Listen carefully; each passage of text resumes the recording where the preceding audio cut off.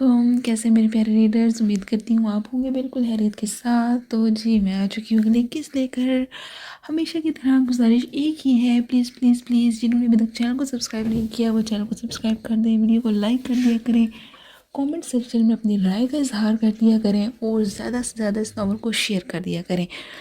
جو آپ کی فیملی ممبرس ہیں، فرینڈ سرکل میں جو لوگ آپ کو لگتا ہے کہ ناولز پڑھتے ہیں یا جن کے ساتھ آپ اتنے فری ہیں کہ ناولز کو ڈسکس کرتے ہیں، تو ضرور ان کے ساتھ شیئر کریں۔ فورس تو بالکل نہیں کرنا، بس شیئر کر دیں، باقی انہیں اچھا لگا تو وہ پڑھ لیں گے، نہیں لگا تو بھی کوئی بات نہیں۔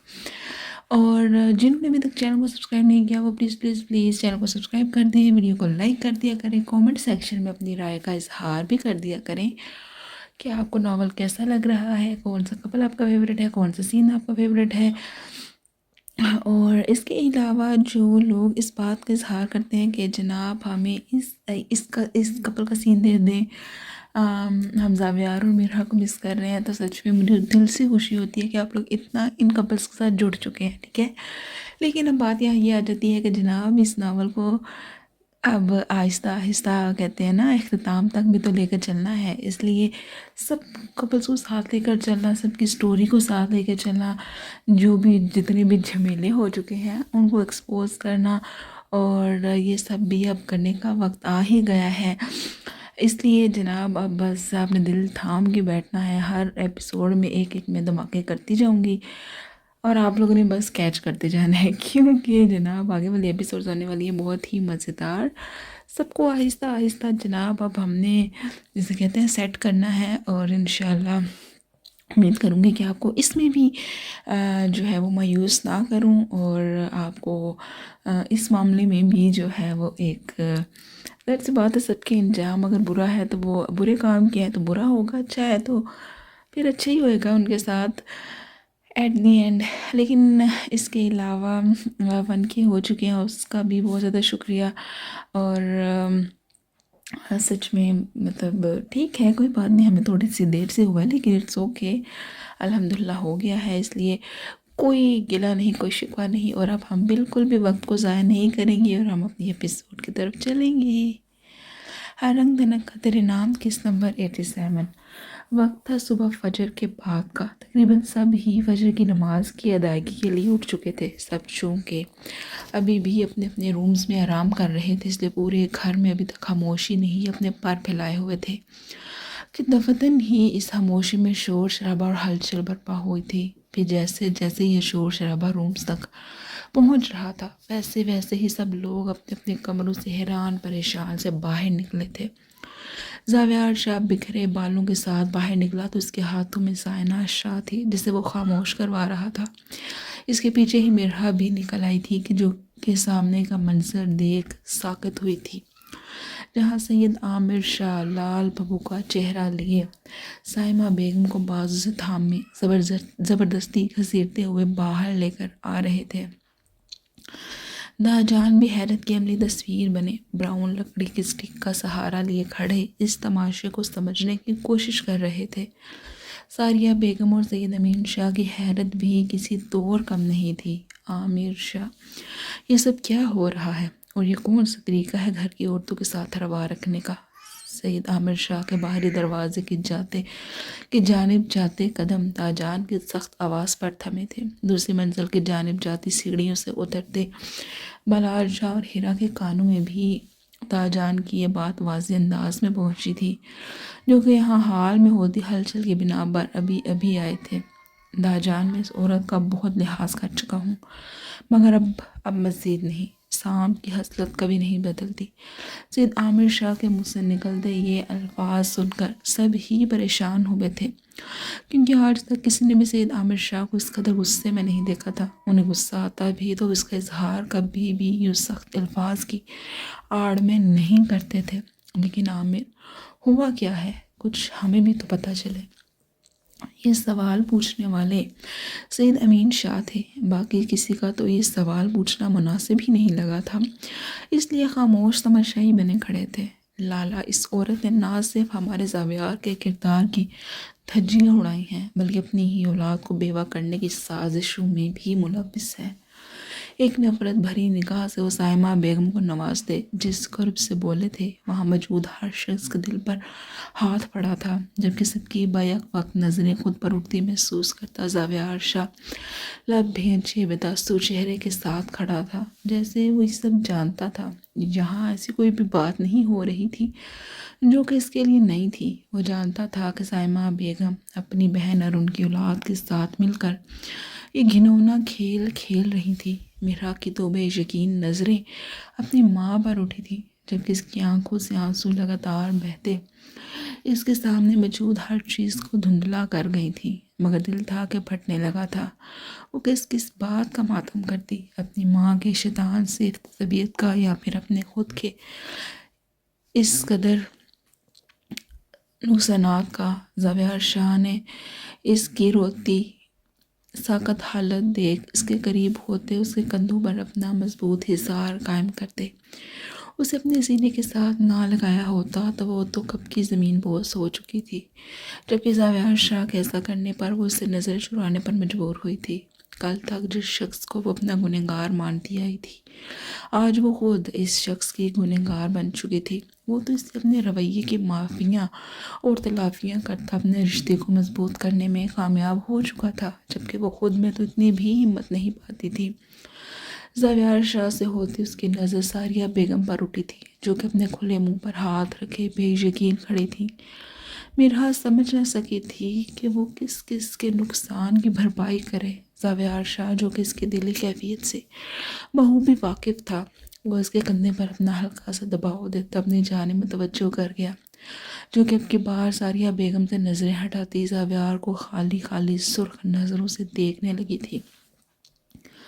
اسے یوں مرجھائی حالت میں دیکھ وہ اسے اپنی نظروں سے حوصلہ دینے لگا، جس پر میرا بنا کچھ بھی کہے نظریں جھکا گئی تھی۔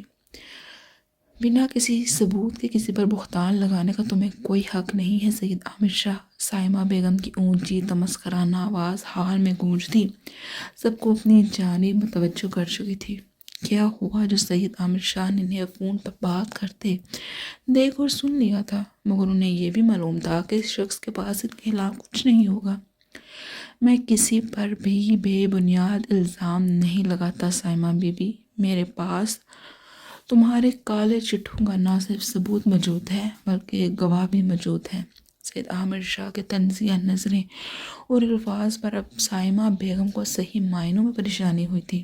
مرحا میری بیٹی، وہ گواہی دے کہ تمہارے خلاف مرحا میری بیٹی، وہ گواہی دے کہ تمہارے خلاف۔ سید عامر شاہ نے مرحا کی طرف اشارہ کیا تو اب سب ہی مرحا کی جانب دیکھنے پر مجبور ہوئے تھے، جو کہ یوں خود کو اتنی سوالیہ نظروں کے گھیرے میں پا کر شدید گھبرا رہی تھی۔ ایک طرف اس کی ماں تھی، ہاں وہ ماں تھی اس کی، اور ماں چاہے اچھی ہو یا بری سب کو ہی عزیز و پیاری ہوتی ہے۔ مرحا کو یوں گھبراتے دیکھ سید عامر شاہ اس کی جانب بڑھتے اس کے سر پر ہاتھ رکھتے اس کی ہمت باندھنے لگے تھے۔ عجیب بات تھی، مرحا کو آج اسی کے کردار کی گواہی دینی تھی جس نے جانے کتنی ہی دفعہ اس کے کردار کی دھجیاں اڑائی تھی۔ اب صورتحال کچھ یوں تھی کہ مرحا کے ایک جانب اس کا شوہر تھا، جبکہ دوسری جانب اس کا باپ کھڑا تھا۔ باقی سب تو اب بس مرحا کے بولنے کے منتظر تھے، جبکہ صائمہ بیگم ماتھے پر آئے پسینے کو نادانستگی میں صاف کرنے لگی تھی۔ وہ میں کیا کہوں بابا جان، اپنے ہاتھوں کی لکیروں میں جانے کیا تلاش کرتی۔ وہ سمجھ نہ سکی تھی کہ اس نے کس بات کی گواہی دینی تھی، یہی کہ نکاح سے پہلے والی رات کیا ہوا تھا۔ آپ زاویہ عرشہ کے روم میں تھیں اور کس کی وجہ سے موجود تھی؟ سید عامر شاہ نے ایک ایک لفظ سخت جتاتی نگاہوں سے صائمہ بیگم کو دیکھتے کہا تھا، جس پر ان کے گلے میں گلٹی ابھرتی معلوم ہوئی تھی۔ وہ اس دن مجھے مما جان نے ہی زاویہ کے روم میں جانے کا کہا تھا، کسی مجرم کی طرح سر جھکائے۔ یہ وہ پہلا اعتراف تھا جو کہ صائمہ بیگم کے حق میں بالکل بھی نہیں تھا۔ سب ہی کبھی بولتی ہوئی مرحا کو دیکھ رہے تھے، جو کہ انہیں پورا واقعہ بنا کسی تبدیلی کے سنا رہی تھی۔ پھر جیسے جیسے وہ بول رہی تھی، حیرت کے پہاڑ وہاں موجود ہر شخص کے سر پر ٹوٹے تھے۔ جب مرحا کی بات پوری ہوئی اور ثابت ہو گیا تھا کہ زاویہ عرشہ بے گناہ تھا، اس کے کردار کو جس نظروں اور زبانوں نے سوالیہ نشان بنایا تھا، آج وہ نظریں شرمندگی سے جھکی ہوئی تھیں اور وہ زبانیں تو لگتا تھا کبھی نہ بولنے کے لیے سل چکی تھیں۔ خود سید عامر شاہ کا بھی یہی حال تھا کہ جو بھتیجا انہیں اپنی جان سے بڑھ کر تھا، وہ کیسے اور کیوں کر اتنے اندھے ہو گئے، کتنی بڑی سازش کے لپیٹے میں آ گئے تھے۔ حالانکہ اپنی ہی بیوی کی شرپسند اور چال باز طبیعت سے وہ ناواقف تو بالکل بھی نہیں تھے۔ زاویار شاہ کے قتل میں یہ عورت کس طرح ملوث ہے؟ سید امین شاہ نے غصے سے پوچھا تھا۔ ایک صرف صائمہ بیگم کا عورت ہونے کا خیال نہ ہوتا تو کب اپنے سامنے موجود اپنے بیٹے کی زندگی کے قصوروار شخص کا وہ حال کرتے کہ وہ اپنے آپ کو پہچاننے سے انکار کر دیتا۔ اس کے لیے آپ کو یہ ریکارڈنگ سننی پڑے گی۔ اس کے سید عامر شاہ نے ہاتھ میں تھامے اپنے موبائل فون کو انلاک کرتے ریکارڈنگ میں سے آڈیو پلے کی تو کچھ دیر کے بعد برا حال صائمہ بیگم کی آواز سے گونج اٹھا تھا، جس میں انہوں نے بڑے دھڑلے سے زاویار شاہ کے بچ جانے کا اپنی بہن آفرین بیگم کے ساتھ نہ صرف افسوس کیا تھا بلکہ نکمے کرائے کے قاتل ڈرائیور اور چوری کی گاڑی کی تفصیلات بھی بتائی تھی، جیسے زاویار شاہ کا ایکسیڈنٹ کیے جانے کا ناکام منصوبہ بنایا گیا تھا۔ ان کا ارادہ زاویار کی موت کے بعد اس کی اولاد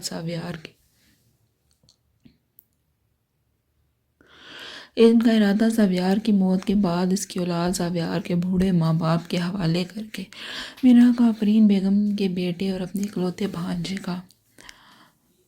کے ساتھ شادی کا پورے وثوق سے ذکر کیا گیا تھا۔ ایک طرفہ ریکارڈنگ تھی، اس لیے دوسری جانب سے کیا کہا گیا تھا اور اظہار افسوس کے الفاظ میں قبول کیا گیا تھا، وہ تو سوائے صائمہ بیگم کے اور کوئی نہیں جانتا تھا۔ اس میں بہرحال کسی کو دلچسپی تھی بھی نہیں۔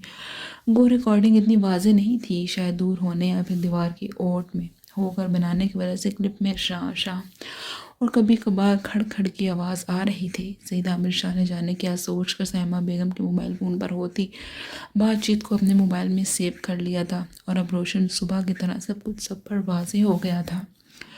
ریکارڈنگ بند ہوئی تو پورے حال میں موت کا سا سناٹا چھایا تھا۔ میرا تو اپنے لفظ سختی سے ایک دوسرے میں پیوست کرتے اپنے بہتے آنسوں پر بند باندھنے لگی تھی، جبکہ باقی سکری خونخوار نظریں صائمہ بیگم پر اٹھی تھی، جو کہ اب سختی سے اپنے دونوں ہاتھوں کی مٹھیاں بھیجے ہوئے تھی، جبکہ ضرورت سے لال سرخ پڑتی چہرہ ان کے اندر ہوتے توڑ پھوڑ اور طوفان کا واضح پتہ دے رہی تھی۔ اس عورت کو میری نظروں سے دور کر دو عامر بیٹے۔ کچھ دیر کے بعد سید کمال شاہ کی کامتی نحیف آواز حال میں گونجی تو سب کو ہی ان کا فیصلہ ٹھیک لگا تھا، جس پر سب ہی سانس بھر کر رہ گئے تھے۔ میں کہیں نہیں جاؤں گی، یہ میرا گھر ہے۔ صائمہ بیگم کی آواز میں ضد واضح تھی، جس پر سید عامر شاہ گہرا تمسخرانہ مسکرا کر رہ گئے تھے۔ کون سا گھر؟ کس گھر کی بات کر رہی ہو تم صائمہ بی بی؟ وہ گھر جہاں تم نے توجہ دینے کی زحمت نہیں کی۔ میری اولاد اپنی ماں کا لمس اور چھاؤں محسوس کرنے کے لیے تڑپتی رہی، مگر تم نے آج تک انہیں اپنے پرشفیق لمس نہیں سونپا، الٹا تم انہیں بھی اپنی سازشوں کا شکار کرتی رہی ہو۔ سید عامر شاہ شدید دکھ سے بولے تھے۔ جان کیا باقی سب کے سامنے بھی وہ آج ہی اس تکلیف کا اظہار کر پائے تھے، ورنہ آج تک انہوں نے کسی سے بھی کوئی گلہ کوئی شکوہ نہیں کیا تھا، مگر اب پانی سر کے اوپر سے گزر چکا تھا۔ اب مزید وہ خاموشی اختیار کر کے اس عورت کو شے نہیں دے سکتے تھے۔ مت بھولو سید عامر شاہ، وہ میری بھی اولاد ہے۔ میں اپنی بکواس بند کرو صائمہ اور چلتی بنو یہاں سے، ورنہ یقین کرو میں پولیس کو بلوا کر تمہیں ان کے حوالے کرتا، پھر وہی تم جیسے ذات مجرم کا کوئی بندوبست کرتی۔ صائمہ بیگم کے دو بدو جواب کو پورا ہونے سے پہلے ہی سید عامر شاہ انہیں وان کرتی نظروں سے دیکھتے بولے تو ان کا چہرہ غصے سے لال سرخ پڑا تھا۔ سرخ تو بلاج کا چہرہ بھی پڑا تھا۔ وہ اس وقت صرف صائمہ بیگم کی عمر کا لحاظ کر رہا تھا، ورنہ اپنے لالا کے ساتھ یہ سب کرنے والے شخص کو اپنی ٹانگوں پر کھڑا نہ رہنے دیتا۔ اگر آپ نہیں چاہتی کہ میں پولیس کو فون کری تو جتنا جلدی ہو سکے یہاں سے چلے جائیں۔ ہنوز انہیں بت بنا کھڑا دیکھ اب کی بار بلاج مزید خاموشی نہ اختیار رکھ سکا۔ بلاج، جبکہ زاویار شاہ نے اسے سخت گھوری سے نوازتے خاموش رہنے کا کہا تھا تو وہ منبسور کر رہ گیا، جبکہ کب سے خاموش کھڑی ہیرا یہاں بھی اس کی جذباتیت کے مظاہرے دیکھ تاثر سے نفی میں سر ہلا کر رہ گئی تھی۔ دوسری طرف زاویار شاہ میرا کے جانے متوجہ ہوا تھا، جو کہ صائمہ بیگم کو لال پڑتے چہرے کے ساتھ یہاں سے جاتے دیکھ پھوٹ پھوٹ کر روتی زاویار کے ساتھ لگی کھڑی تھی۔ ٹھہرو، یہ اپنا سامان بھی لے کر جاؤ اور فکر نہیں کرو، اس میں اتنی قیمتی جیولری تو پیسے ہیں ہی کہ تم بھوکی تو بالکل نہیں مرو گی، اور بہت جلد تمہیں طلاق کے کاغذات مل جائیں گے۔ میں اپنی جوانی تو تمہارے ساتھ گزارتا، عمر کا ایک حصہ ذلیل ہوتا رہا ہوں، مگر اب مرنا میں سکون سے چاہتا ہوں۔ سید عامر شاہ نے سعدیہ بیگم کو اشارہ کرتے ان کا بیگ تیار کروا دیا تھا، اور اب تیز سرخ رنگ کا یہ ہینڈ کیری وہ سائمہ بیگم کی طرف دھکیلتے بولے تو جواباً وہ انہیں خون آشام نظر سے گھورتے ہال میں لگے گلاس ڈور کو دھکیلتی جا چکی تھی، جبکہ ان کے جانے کے بعد سعدیہ بیگم روتی ہوئی مرحا کی طرف بڑھی تھی۔ زاویار، ہم شرمندہ ہیں، جانتے ہیں تمہارے نقصان کا ازالہ نہیں کر سکتے، مگر تم سے معافی کے طلبگار ضرور ہیں۔ اس سے پہلے کہ زاویار ایک بازو میں روتی ہوئی مرحا کو قابو کیے، جبکہ دوسرے بازو میں سوئی ہوئی زائنہ کو اٹھائے اپنے روم کی جانب جاتا، سید کمال کے شاہ کے منہ سے نکلتے الفاظ نے اس کے قدم جکڑے تھے۔ ہاں زاویار جان بالکل ٹھیک کہہ رہے ہیں، ہم واقعی شرمندہ ہیں۔ اب کی بار سید عامر شاہ زاویار سے مخاطب ہوئے تھے۔ کیا یار، شکر کریں کوئی تو نکی سائمہ بیگم ہم پر کر گئی، جو مرہو کو زاوی لالا جیسے شخص کو سونپ گئی، ورنہ ہمیں کہاں اتنی پیاری بھابھی اور زائنہ ملنی تھی۔ بلاج کی بات پر سبھی اسے گھورنے لگے تھے، جس کی زبان ہمیشہ کی طرح پراٹے بھرنے لگی تھی۔ کیا یار، میں تو سچ ہی کہہ رہا ہوں، بنا سب کی گھورنے کا اثر لیے وہ کندھے اچکاتا بولا تھا۔ زندگی میں آج پہلی بار میرے بھائی نے کوئی اچھی بات کی ہے۔ زاویار کے جواب پر جہاں باقی سب کو خوشگوار حیرت ہوئی تھی، بلاج تو مور ناک بسور کر رہ گیا تھا۔ میرا بے شک کسی سازش کے تخت میں زندگی میں آئی ہے، مگر باخدا اس کے بنا رہنے کا اب زاویار شاہ سوچ بھی نہیں سکتا۔ مرحا کو پیار بھری نظروں سے دیکھتے وہ سب کے سامنے محبت کی قدر خوبصورت اظہار پر سرخ کر چکا تھا، جبکہ باقی سب ان کو یوں دیکھ بے ساختہ ماشاءاللہ کہنے پر مجبور ہوئے تھے، جبکہ بلاج نے زوردار سیٹی مار کر اپنی خوشی کا اظہار کیا، جس کے احتجاج میں سوئی ہوئی زائنہ گلا پھاڑ پھاڑ کر رونے لگی تھی۔ گدھے، کبھی تو عقل کا استعمال کر لیا کر۔ اس کے پاس کھڑے سید امین شاہ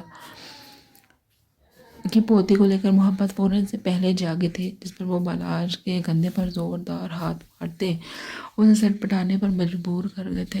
کیا یار بابا، کچھ تو میری عزت کا خیال کر لو، بیوی والا ہوں اب میں۔ زور زور سے اپنے دایاں کندھا بائیں ہاتھ سے دباتے وہ بولا تو اس کی نوٹنکی پر سبھی مسکرا دیے تھے۔ بتاؤں میں تمہیں، اپنا دایاں پاؤں جوتے سے آزاد کراتے سید امین شاہ اس سے پہلے کہ جوتا اٹھا کر اس کی صحیح سے ٹکائی کرتے، وہ بھاگتا ہوا سعدیہ بیگم کے پیچھے ہوا تھا۔ یار ماما، سمجھایا اپنے شوہر نامدار کو، آج تو بنا نہائے دھوئے ہی میرے پیچھے لگ گئے ہیں۔ اب کی بار بلاج ان کے رفلیے پر چوٹ کی تھی تو سعدیہ بیگم نے ایک نظر لال پیلے پڑتے اپنے شوہر نامدار کو دیکھ اپنی مسکراہٹ روکتے بلاج کے کان پکڑ چکی تھی۔ اب کچھ بیوی ہونے کا بھی بھرم بھی رکھنا تھا، جس میں فوراً ہی سید امین شاہ کھل اٹھے تھے۔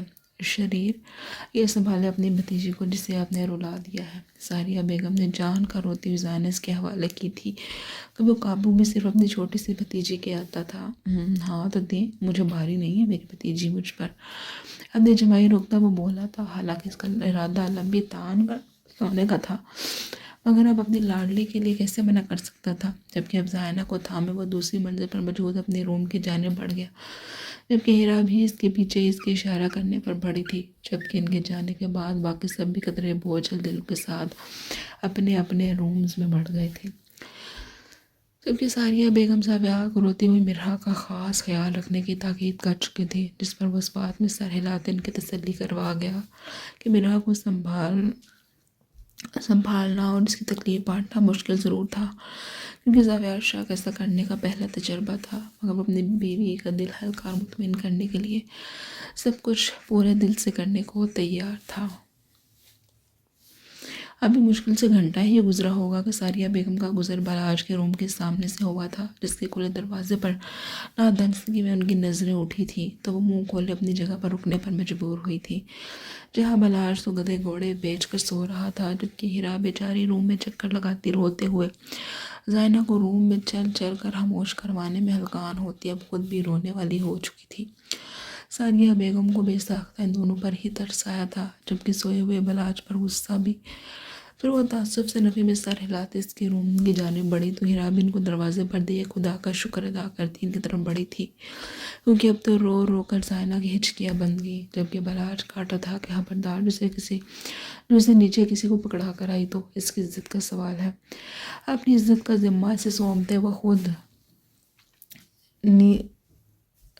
مجھے شدید نیند آ رہی ہے کہہ کر لحاظ سر تک اوڑے سو چکا تھا۔ تب سے لے کر اب تک اسے چپ کرواتی تھک رہی تھی، مگر زائنہ کی حالت میں کوئی فرق نہیں پڑا تھا۔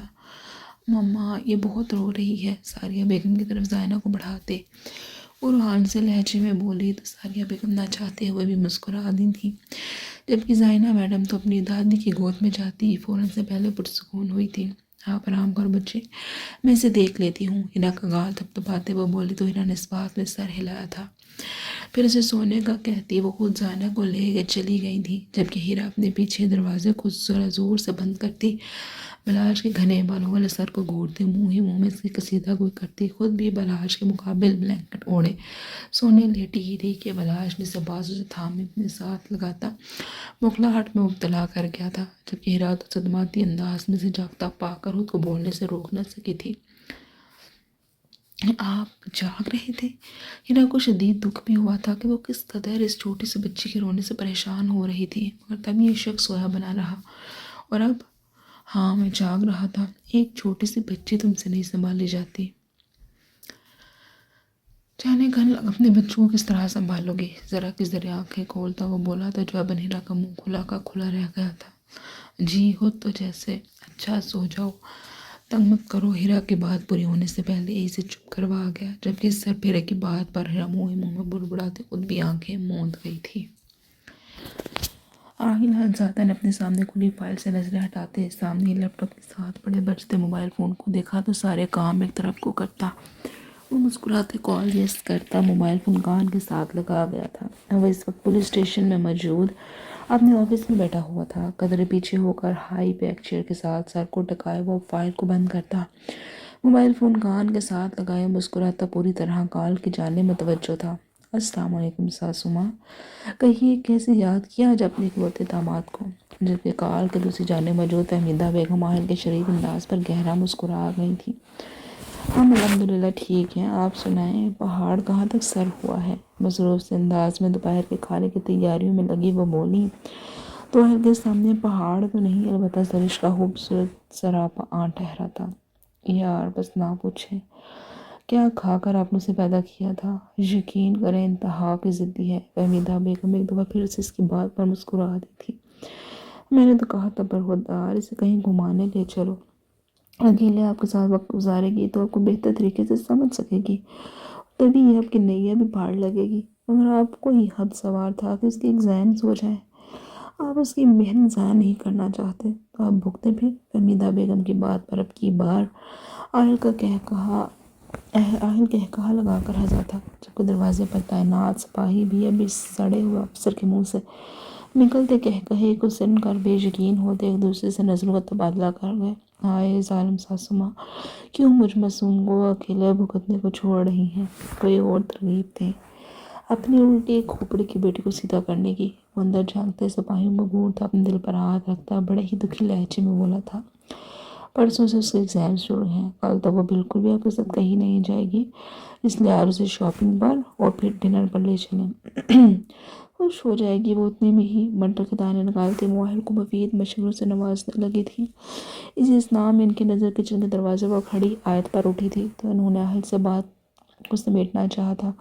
Not bad at all. Aahil کی آواز موبائل فون کے اسپیکر سے ابھری تو وہ مسکراتے آیت کو اندر کا اشارہ کر گئی تھی۔ چلیں پھر آپ اس پر عمل کریں، کچھ افاقہ ہوا تو بتائیے گا ضرور۔ مسکراتے خدا حافظ کہتے بولیں تو آیت کو اب سمجھ آنے لگی تھی کہ وہ کیوں تھی سب کی فیورٹ، جبکہ دوسری جانب آہل تو مسکراتا کال کرتا اپنی چیئر سے اٹھا تھا۔ اب کس کافر کا یہاں دل لگنا تھا؟ سامنے پڑی اہم فائلز کو اٹھاتا وہ لاکر میں رکھتا، اب سامنے کھلے لیپ ٹاپ کی اسکرین کو بھی بند کر گیا تھا، پھر ٹیبل پر پڑی اپنی جیب کی کیز اٹھاتا وہ پولیس کیپ سر پر رکھتا پولیس یونیفارم پولیس اسٹیشن سے نکلتا چلا گیا تھا۔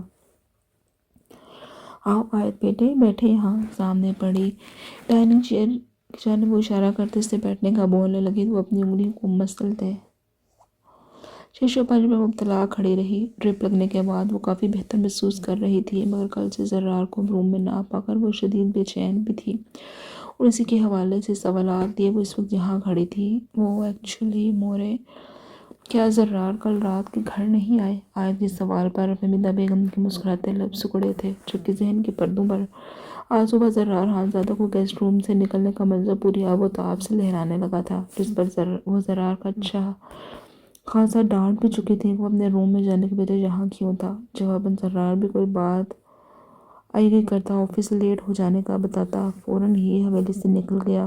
مورے فہمیدہ بیگم کو یوں ہی سوچ میں گم دیکھ کر آیت ایک بار پھر سے انہیں مخاطب کرنے پر مجبور ہوئی تھی، جس پر فہمیدہ بیگم سر چٹتی حال میں قدم رکھ چکی تھی۔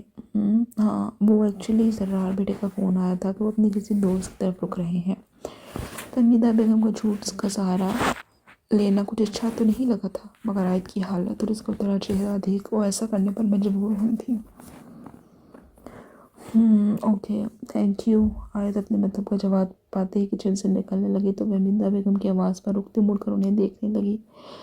بیٹھ جائیں یہاں میرے پاس ہی، میں فریش جوس بنواتی ہوں آپ کے لیے۔ فہمیدہ بیگم نے اتنے پیار سے کہا تھا کہ آیت منع نہ کر سکی تھی، اس لیے ناچار وہ وہیں ان کے سامنے بیٹھی ان کی سبزی بنوانے میں مدد کرنے لگی، جبکہ اسی دوران ملازمہ اس کے فریش جوس بھی نکال کر لے آئی تھی۔ فارس صاحبزادہ آج آفس سے جلدی آ گیا تھا تو حال میں موجود اب افراد کو سلام کرنے ملنے کے بعد وہ ارد گرد دیکھتا پہا کو یہاں نہ پا کر اپنے روم میں جانے کو اتاولا ہوا پڑا تھا، جس کا پاہا خوب ریکارڈ بھی لگایا تھا، مگر وہ بنا کوئی اثر لیے اپنے روم کی جانب بڑھا، جبکہ وہیں موجود فوزیہ بیگم کی نظروں نے اس کا تب تک پیچھا کیا تھا جب تک وہ سیڑھیاں چڑھتا نظر آتا رہا۔ انہیں اب جلد ہی اس پہا کا کچھ کرنا تھا، کیونکہ جس طرح ان کا یہ بیٹا اس لڑکی کا دیوانہ ہو رہا تھا، یہ کوئی خوش آئند بات تو بالکل بھی نہیں تھی، جبکہ ان کے دوسرے بیٹے نے تو یہ تو کیا ہی کہنے، وہ تو جب سے گیا تھا اس نے پلٹ کر اپنی ماں کا فون تک نہیں کیا تھا، جبکہ اپنی لاڈلی بیٹی کے نصیب پر تو وہ رو رو کر تھک چکی تھی۔ پھر جانے کب تک وہ یوں ہی کلستی رہتی کہ موبائل فون پر آتی نیچے کی کال نے انہیں اپنی جانب متوجہ کیا، جس پر وہ سن سے نظریں چڑھاتی موبائل فون کو اپنے چادر کے پیچھے کرتی کال سننے کی غرض سے اپنے روم کی جانب بڑھ گئی تھی۔ فارس صاحبزادہ جیسے ہی روم کا دروازہ کھولتے روم میں انٹر ہوا تھا، وہ سامنے دیوار پر لگے اے سی کی ٹھنڈی ہوا نے اس کا استقبال کیا تھا۔ آگے بڑھا تو سامنے ہی باہر ڈریسنگ مرر کے سامنے کھڑی اپنے گیلے بالوں کو سلجھاتی نظر آئی تھی۔ فارس نے سب سے پہلے ہاتھ میں تھاما لیپ ٹاپ بیگ اسٹڈی ٹیبل پر رکھا، پھر اس کے بعد اپنی فریش سی تر و تازہ بیوی کی طرف بڑھا تھا۔ السلام علیکم مائی بیوٹیفل۔ خواہ کے قریب جاتے ہوئے اس کے گرد اپنے مضبوط بازوؤں کا حصار بناتا اس کے کان میں جھکتا بولا تو پہا بھی ڈریسنگ مرر میں ابھرتے اس کے عکس کو دیکھ کر مسکراتے اس بات میں سر ہلاتی جواب دے گئی، کیسا گزرا آج کا دن؟ پہا کے گیلے لمبے بالوں کو اس کی ایک طرف کندھے پر ڈالتا اور اس کے کان کی لو پر اپنا لمس چھوڑتا پوچھنے لگا تو پہا کا گلابی پڑتا چہرہ فوراً سے پہلے سرخ ہوا تھا۔ اچھا گزرا ہے، آپ سنائیں؟ پہا نے پھیکی سی مسکراہٹ سے جواب دیا تو فارس اب کی بار اس کا پھیکا پڑتا چہرہ دیکھ چکا تھا۔ جب آپ ٹھیک ہیں، میرے بچے ٹھیک ہیں، تو ہم تو پھر آٹومیٹکلی ٹھیک ہی ہوں گے۔ پہا کا رخ اپنی طرف موڑتا اور اس کے بھرے بھرے سراپے پر نظر ڈالتا اسے سمٹنے پر مجبور کر گیا تھا۔ دراصل کچھ دن پہلے ہی ڈاکٹر نے الٹرا ساؤنڈ کے ذریعے چیک کر کے ان کی جانب ٹوئنس کی آمد کو بتایا تھا، جسے سن کر فارس کی کیا گھر کے سب افراد ہی بے حد خوش ہو گئے تھے، سوائے چند محظوظ شخصیات کے۔ پہا ادھر دیکھیں، کیا کچھ ہوا ہے؟ آپ پریشان لگ رہی ہیں۔ پہا کا چہرہ اپنے ہاتھوں میں تھامے وہ اس کے ماتھے پر اپنے لمس چھوڑتا اسے ہمیشہ کی طرح معتبر کرتا اس کی پریشانی کے بارے میں پوچھنے لگا تھا، جبکہ فارس کی اس قدر صحیح اندازوں پر کبھی کبھار پہا کو واقعی حیرت ہوتی تھی۔ کچھ نہیں ہوا۔ جھوٹ بالکل بھی نہیں چلے گا، سچ بتائیں۔ تھوڑی سی اس کا چہرہ تھامے اوپر ہو کرتا اسے درمیان میں ہی ٹوک گیا تھا۔ وہ ایکچولی مجھے پروفیسر حارث کا یہ میسج ریسیو ہوا ہے آج صبح۔ پیچھے میں ڈریسنگ ٹیبل پر پرفیوم کے ساتھ پڑے موبائل فون کو اٹھاتے حارث شاہ کہا گیا میسج دکھانے لگی، جسے پڑھتے ساتھ حارث کے ماتھے پر بل پڑے تھے، چہرہ بھی سرخ پڑنے لگا تھا۔ اسے کل شام 5 بجے کسی ریسٹورینٹ میں ملنے کو بلا رہا تھا، اور اس وقت جب بڑی سختی سے ایک دوسرے میں پیوست کیے ہوئے تھا۔ موبائل فون کو سختی سے تھامنے کی وجہ سے اس کی انگلیوں کی پور سفید پڑنے لگی تھی۔ ایک نظر موبائل فون کو دیکھنے کے بعد وہ سر جھکائے شرمندہ سی کھڑی فہا کی جانب متوجہ ہوا تھا، جو ہاتھوں کو مسلتی یوں پریشان حال کھڑی تھی جیسے سب کی خود ہی قصوروار ہو۔ آپ ملنے جائیں گی؟ موبائل فون کو آف کرتا وہ بولا تو فہا نے حیرت سے چہرہ اٹھایا اسے دیکھا تھا۔ لیکن کچھ نہیں، آپ کو پریشان ہونے کی ضرورت نہیں، صرف اسے ملنے کی حامی بھر دیں، باقی میں خود دیکھ لوں گا۔ ایک آخری دفعہ اس سے مل کر اس کے معاملات کو بھی سیٹ کر ہی دیتے ہیں۔ خیر میں فریش ہو کر آتا ہوں، فہا کو پریشان نہ ہونے کا کہتا، وہ سنجیدگی سے سمجھاتا خود واش روم میں جا بند ہوا تھا، جبکہ فہا کتنی دیر بند دروازے کو پرسوچ نظروں سے دیکھتی رہی تھی۔